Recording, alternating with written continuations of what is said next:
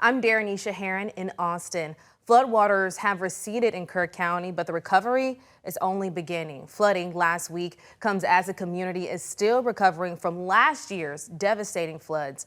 Allison Hill shows us how neighbors are once again coming together to help each other.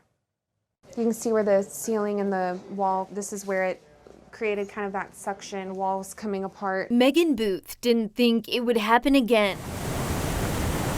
At least not so soon. We all were maybe starting to feel like we could breathe again, and then for this to happen just a year later is we just wanted to kind of move on, and here we are again. You can see where the water was, the flood lines on the walls. For the second time in a little more than a year, the Guadalupe River in Kerr County rose out of its banks, this time reaching areas that had been spared before. We just never thought that this area would receive the type of flooding that it did. I mean, it's truly, I think I'm still in a little bit of shock.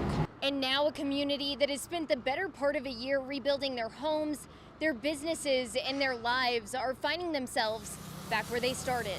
They're on the cleaning process, and talking to one of them, they don't know what's next. Gerardo Martinez knows his cafe was one of the lucky ones. This is the people that came here last year during the flood and help out the community. And like last year, he's opening his doors to his neighbors. Anybody that's helping, that's volunteering, the first responders and all, they can come here and relax and just have a meal and don't worry about it. We do this, and it's with the help of the community. But in the middle of so much uncertainty, Booth says this is a community that has already learned what it means to show up for one another. And now they're doing it again. Our community is so good at that, and we unfortunately had to get good at that. In Kerr County, Allison Hill, KVUE News. Thanks, Allison. In Fredericksburg, crews and residents are also cleaning up flood damage. Jessica Cha explains how lessons learned from last year's floods help city leaders respond faster and save lives this time around. Today, the Gillespie County rest area looks like it had a rainy day, but yesterday, this pavilion was completely filled with water. Residents are shocked by the difference a day can make.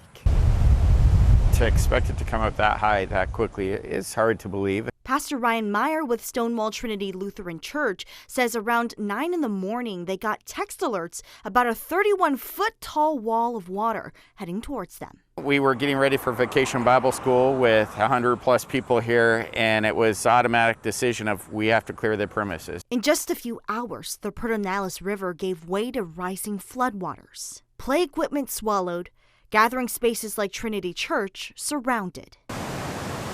There was not only rising water, there was a current to it. It was moving things. At the same time Meyer and others evacuated areas, crews across Fredericksburg and Gillespie County were already moving. Crews made rescues from about 5 a.m. all the way to 9 a.m. That was mainly concentrated around Highway 16 South, evacuating an RV park that was in danger, doing a couple car rescues. Overall, our crews, along with state agencies, made 30 rescues here in Gillespie County. Sean Dory with the city of Fredericksburg said roadways and water crossings face the brunt of the floods. Old San Antonio Road, which is about a mile from here, completely washed out, so that will be closed indefinitely. Dory says fortunately no one was injured or died. He says preparation made all the difference after watching neighboring counties face catastrophic flooding just last year. I think people have a heightened sense of awareness after last year, and so they listen now a little better than maybe previously. It's unfortunate that that had to happen, but we're also thankful we were able to protect lives here in Gillespie County and get people to safe ground who may have been in harm's way. As waters receded, Dory says they're now switching to recovery mode. They're working to assess damages to structures and roadways and ask for patience as they work through it. In Fredericksburg, Jessica Cha, KVUE News. Thanks, Jessica. In Austin, the Lower Colorado River Authority is sending some of the recent floodwater downstream. Floodgates at Mansfield, Wirtz, Starkey, and Tom Miller dams have opened up since Friday. LCRA officials say flows will be fast and water levels will be higher than usual downstream. Some Austin residents at the Mansfield Dam say it was a learning experience to watch how different infrastructure can help with flood recovery efforts.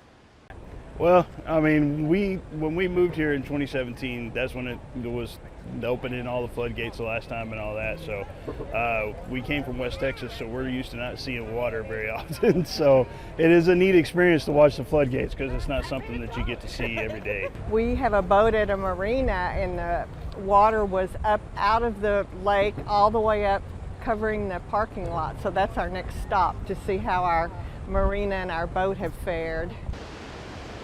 Flood operations come as Governor Greg Abbott issued a major disaster declaration for 28 counties following the flooding. That allows federal aid to help communities recover and rebuild.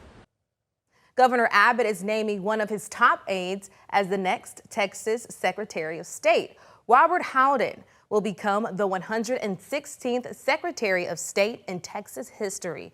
He took over for Jane Nelson. She served as the state's chief election official for 3.5 years. As Daniel Perot reports, the move comes just months before the midterms. As Secretary of State Jane Nelson gavels out her career, Governor Greg Abbott gaveling in his pick to replace her, his senior advisor and legislative director Robert Howden. Howden, a Texas Capitol veteran, has worked for several Republican governors. I think having someone like Secretary Howden, who has years and decades in government, is just going to be a valuable resource. Prior to Friday's announcement, Governor Abbott said whoever he picks has to ensure this fall's midterms run flawlessly. And make sure that every vote cast counts, but that only legal votes are cast. And Texans deserve an election system they can have trust and confidence in. Chris McGinn is the executive director of the Texas Association of County Election Officials, which represents county election officials across the state. He says they hope to meet with Howden in the coming weeks once he settles into the new job.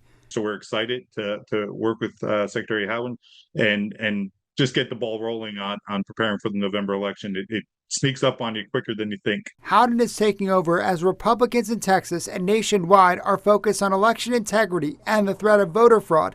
In a primetime speech Thursday, President Donald Trump called the election system so broken and so vulnerable that no one can possibly defend it. It is not defensible.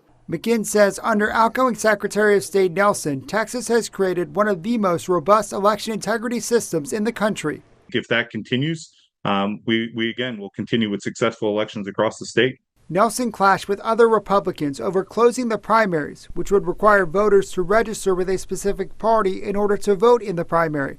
The Texas GOP has filed a lawsuit over it. Under Nelson, Texas was one of a handful of states that gave the federal government access to the state's full voter rolls. The state also started using a federal database to verify voter citizenship. Critics say that system inflates non-citizen numbers because naturalized citizens might be wrongly flagged as non-citizens. I also want to make sure that nobody who's not a citizen is trying to vote, which is against the law, by the way. Howden is set to officially take office on Saturday. McGinn says he'll play a critical role in fostering trust in Texas's election system. Texas will be in a good place going into the November election. That was Daniel Perot reporting. The Texas Senate is responsible for confirming the governor's appointees.